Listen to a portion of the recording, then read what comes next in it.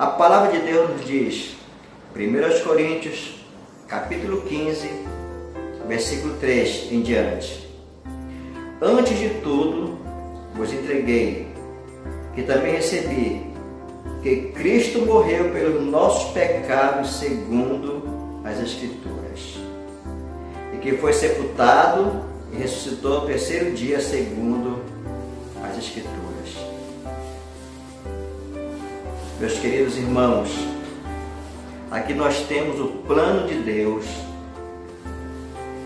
mostrado neste texto, onde o Senhor claramente nos revela o seu plano através do apóstolo Paulo.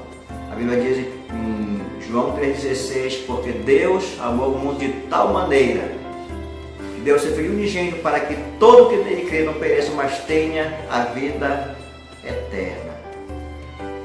Então, amados irmãos, observamos que o apóstolo Paulo mostra este objetivo aqui neste texto. Antes de tudo vos entreguei, que também recebi, que Cristo morreu pelos nossos pecados.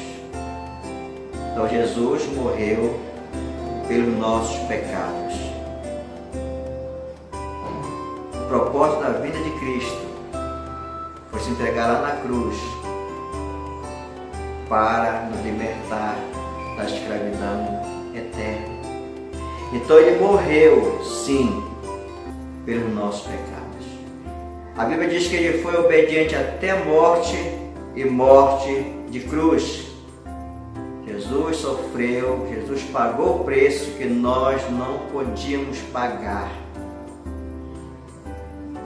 Meus irmãos, nós notamos aqui que ele veio para morrer em nosso lugar. Nós não tínhamos como, tinha que ser um cordeiro perfeito, uma pessoa sem pecado, para dar a sua vida, para nos resgatar. E a Bíblia diz que Cristo morreu pelos nossos pecados, segundo as Escrituras. Notamos claramente que não é invenção humana. Notamos claramente que não é propósito humano. Mas o apóstolo Paulo diz, segundo as Escrituras, é que ele morreu pelos nossos pecados.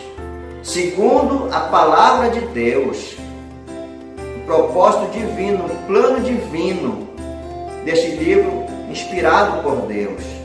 Então, segundo as Escrituras, Jesus morreu pelos nossos pecados e que foi sepultado. A palavra de Deus mostra claramente o acontecimento. Ele morreu pelos nossos pecados, ele foi sepultado. Mas a palavra diz, e ressuscitou ao terceiro dia, segundo as Escrituras. Então, de acordo com a palavra de Deus, Jesus veio, morreu pelos nossos pecados, Jesus foi sepultado e ao terceiro dia ressuscitou. E de novo respaldo, segundo as Escrituras. Este livro que não falha, este livro que não erra, este livro que mostra claramente a verdade que liberta. Então este livro, as Sagradas Escrituras, mostram que Jesus ressuscitou ao terceiro dia. E no versículo 5 diz, e apareceu a Cefas e depois aos 12. Então a própria Bíblia mostra que Jesus ressuscitou e apareceu a Cefas e depois aos 12. Depois foi visto por mais de 500 irmãos, de uma só vez, das quais a maioria sobrevive até agora, porém alguns já dormem. Então o apóstolo Paulo mostra as evidências da ressurreição. Mostra este grande argumento que ele apareceu a mais de 500 irmãos. E no versículo 7 diz, depois foi visto por Tiago, mais tarde por todos os apóstolos.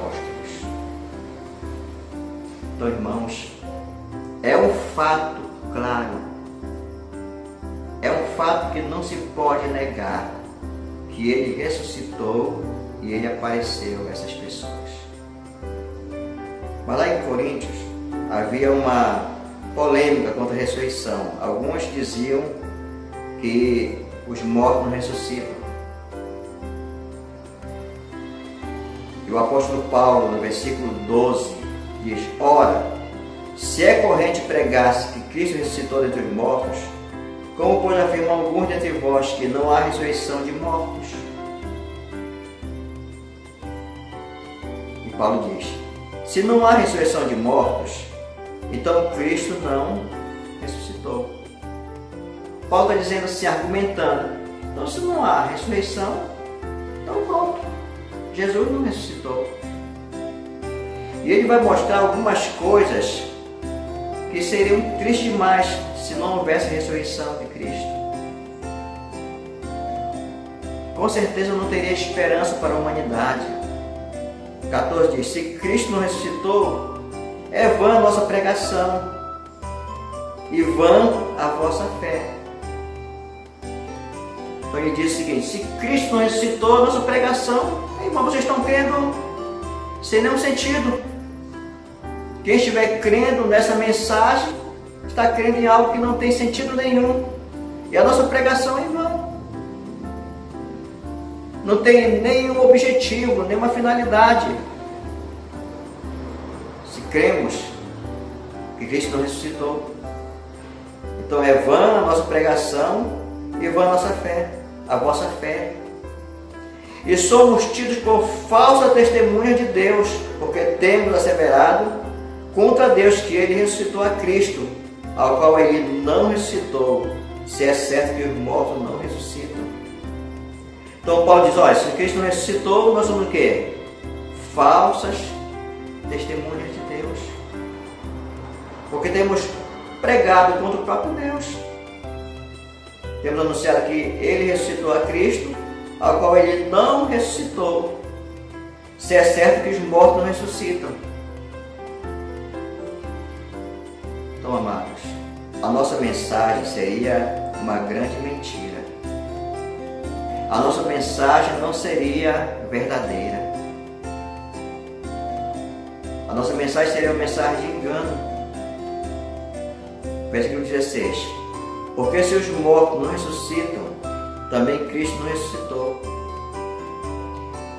E se Cristo não ressuscitou, é vã a vossa fé, e ainda permanecer nos vossos pecados.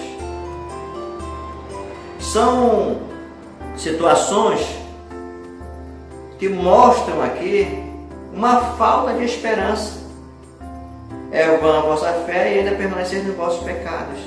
E a Bíblia diz que o salário do pecado é a morte teria prevalecido. Então, todos nós estaríamos mortos nos nossos pecados. Ele diz ainda: e ainda mais, os que dormiram em Cristo pereceram. Tudo isso estaria acontecendo. Aqueles que dormiram em Cristo estariam no inferno, sofrendo o tormento eterno. Pense nisso. Como é crer no Salvador que não ressuscitou, está morto? Se a nossa esperança em Cristo se limita apenas a esta vida, somos os mais infelizes de todos os homens. Então Paulo diz: se a nossa esperança em Cristo está limitada somente aqui,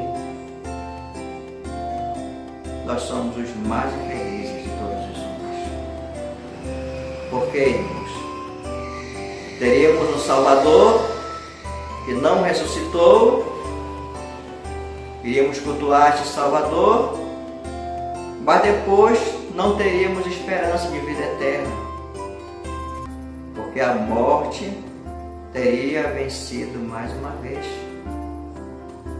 Que adianta ter um pouco de felicidade aqui, com muitas lutas, e felicidade entre aspas, e na eternidade sofrer eternamente? Seremos os mais infelizes. Mas Paulo derruba tal argumento. Primeiro ele mostrou as evidências da ressurreição. Jesus apareceu. Jesus ressuscitou segundo as Escrituras. E mostrou as provas da ressurreição de Cristo. Versículo 20. Mas de fato Cristo ressuscitou dentre os mortos, sendo ele as primícias dos que dormem. Mas de fato Cristo ressuscitou dentre os mortos. Claramente Paulo diz, mas a verdade, a realidade é que Cristo ressuscitou dentre os mortos, sendo ele as primícias dos que dormem. O primeiro a ressuscitar para nunca mais morrer. Então isso nos traz uma esperança, porque ele venceu a morte. Então, o nosso Salvador, ele está vivo. Ele está conosco. Ele diz, eu estou convosco todos os dias até a consumação dos séculos. Eu estive morto, agora estou vivo pelos séculos dos séculos. Então Jesus venceu a morte. Jesus está comigo e com você, está com a sua igreja, sendo ele as primícias dos que dormem. Visto que a morte veio por um homem, também por um homem veio a ressurreição dos mortos. Então Paulo diz que a morte ela veio por um homem. E este homem que trouxe a morte, Adão, que desobedeceu a Deus, que fez aquilo que Deus não queria que ele fizesse, comeu daquele fruto lá da árvore, e através disso a morte veio. Deus disse, se você comer, você vai morrer. Então, Adão comeu do fruto e a morte passou a existir. Por um homem veio a morte. Visto que a morte veio por um homem, também por um homem veio a ressurreição dos mortos. Glória a Deus. Graças a Deus. Que através de Adão veio a morte, mas através de Cristo veio a ressurreição dentre os mortos. A vitória sobre a morte. Através de Jesus Cristo, Filho de Deus. Por isso a igreja tem um diferencial de outras religiões pagãs. Porque muitos têm os seus salvadores que já morreram e não venceram a morte. Enquanto que o nosso Salvador é o único na história da humanidade. É o único que venceu a morte e que está aqui, vivo conosco. E nós sentimos a sua presença conosco. Somos mais que vencedores. Então veio a ressurreição dos mortos. Porque assim como em Adão todos morrem, assim também serão vivificados em Cristo. Já que em Adão todos passaram a conhecer a morte e morrer, em Cristo todos serão o quê? Vivificados. E o milagre da vida começa através do novo nascimento. Jesus disse, o ladrão veio para roubar, matar e destruir. Eu vim para que tenham vida e vida em abundância. E como aconteceu esse milagre da vida? Efésios 2, capítulo 2, versículo 1. Ele vos deu vida, estando vós mortos nos vossos delitos e pecados. A ação de Deus nos dando vida, através da ação do Espírito Santo, através do novo nascimento. Se alguém está em Cristo, é uma nova criatura, as coisas velhas já passaram, eis que tudo se fez novo.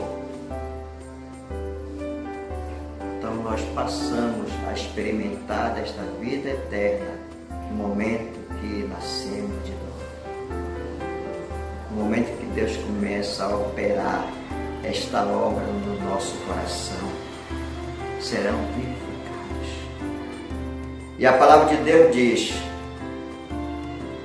cada um, porém, por sua própria ordem.